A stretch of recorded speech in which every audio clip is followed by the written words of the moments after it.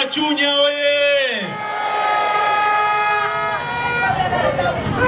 Mheshimiwa Balozi Dr. Emmanuel Nchimbi, kwa niaba ya wananchi wa jimbo la Lupa na wilaya ya Chunya, nitumie nafasi hii kukaribisha sana wilaya yetu ya Chunya na jimbo la Lupa, na wananchi hawa wako toka asubuhi kukusubiri kukulaki, waje wakuone, waonyeshe mapenzi yao makubwa walionayo juu ya chama chetu cha Mapinduzi, mapenzi makubwa walionayo kwa viongozi wao, na kwa uthibitisho kwamba tarehe 29 wataenda kutiki kula zote kwa Chama cha Mapinduzi.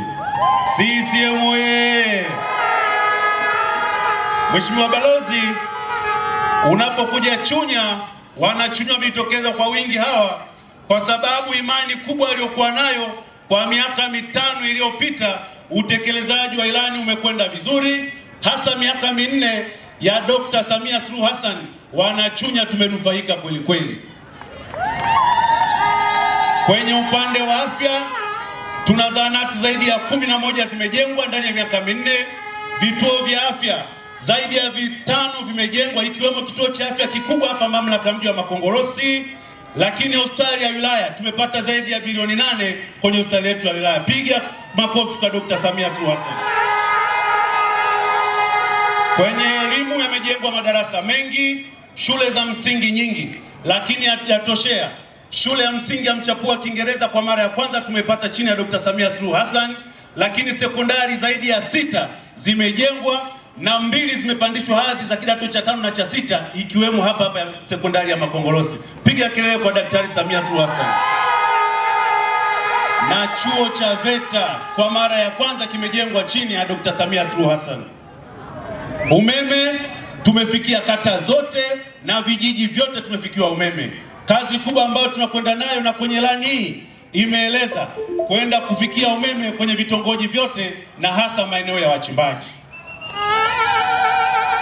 Sisi Wanachunya upande huu wa Kiwanja, shughuli zetu kubwa sana ni madini. Kazi kubwa imefanywa na Chama cha Mapinduzi hasa kwenye kutengeneza mazingira ya uchimbaji. Leo uchimbaji umekuwa ni biashara kubwa, na kwa mara ya kwanza bei imefikia zaidi ya 300,000 kwa gramu, kitu ambacho kija kutokea. Piga kelele kwa Mama Samia Suluhu Hassan.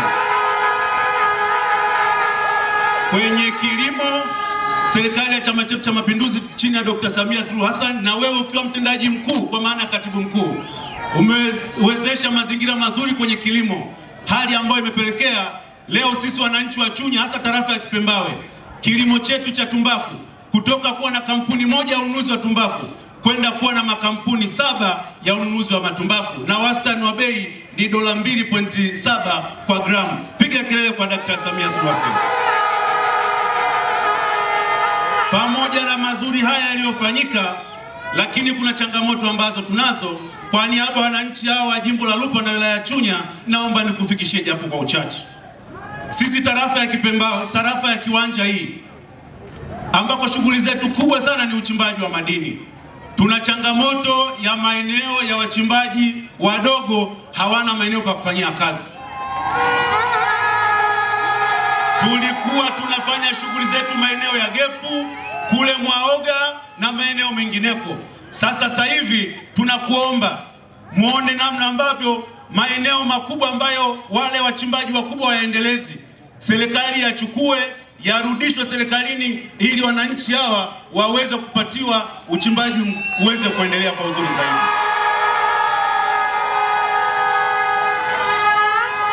Jambo la pili ni jambo la umeme.